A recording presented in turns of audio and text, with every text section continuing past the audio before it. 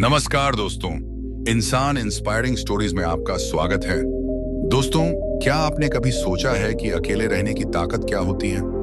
आज हम गौतम बुद्ध की एक प्रेरणादायक कहानी सुनेंगे जो हमें सिखाती है कि अकेले रहना कभी-कभी जीवन में कितना महत्वपूर्ण हो सकता है। एक बार की बात है, गौतम बुद्ध अपने शिष्यों के साथ एक गांव में पहुंचे। वहां पर एक युवा साधु आया और बुद्ध से प्रश्न पूछा, भगवान, मैं अकेले रहकर ध्यान करता हूं, लेकिन मेरा मन बहुत बेचैन रहता है। मुझे नहीं समझ आता कि अकेले रहने का क्या महत्व है। कृपया मुझे मार्गदर्शन दें। बुद्ध मुस्कुराए और बोले, मैं तुम्हें एक कहानी सुनाता हूँ। एक समय की बात है, एक जंगल में एक बूढ़ा साधु अकेले रहता था।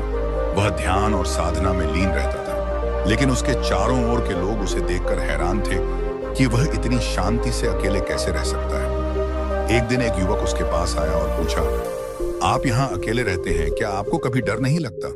क्या आपको अकेलापन नहीं सताता? बूढ़े साधु ने मुस्कुराते हुए कहा, जब मैं अकेला होता हूं तो मुझे समझ आता है कि मैं वास्तव में अकेला नहीं हूं। यह जंगल, ये पेड़, ये पक्षी सब मेरे साथी हैं। जब मैं ध्यान में लीन होता हूं तो मुझे अपनी आत्मा की गहराइयों का अनुभव होता है। अकेले रहने से मुझे अपने भीतर की शक्तियों का ज्ञान होता है, जो किसी के साथ रहने से कभी नहीं हो सकता। युवक ने पूछा, लेकिन गुरुजी, क्या ऐसा नहीं है कि इंसान को दूसरे इंसानों की जरूरत होती है? साधु ने उत्तर दिया, बिल्कुल, लेकिन पहले तुम्हें अपने आप को जानना होगा। अगर तुम खुद के साथ सुखी नहीं हो सकते तो दूसरों के साथ कैसे रह सकते हो? अकेले रहना आत्मा की एक अवस्था है जिसमें तुम अपनी वास्तविकता से परिचित होते हो, और जब तुम खुद को समझ जाते हो तब तुम दूसरों के साथ भी बेहतर रह सकते हो।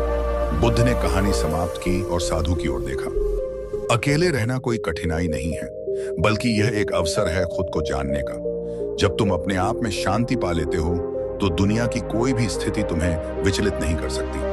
अकेलापन एक ऐसी ताकत है जो तुम्हें आत्मज्ञान की ओर ले जाती है। साधु ने सिर झुकाकर बुद्ध का धन्यवाद किया और वह समझ गया कि अकेले रहने का महत्व क्या है। गौतम बुद्ध की इस कहानी से हमें यह सीखने को मिलता है कि अकेलापन केवल एक अवस्था नहीं है, बल्कि यह आत्मसमर्पण और आत्मज्ञान का एक साधन भी है। जब हम अकेले होते हैं तब हम अपने भीतर की शक्तियों और कमजोरियों को पहचान सकते हैं, और यही हमें एक सच्चा और शक्तिशाली इंसान बनाता है। तो अगर आप कभी अकेला महसूस करें तो इसे अपनी ताकत मानें।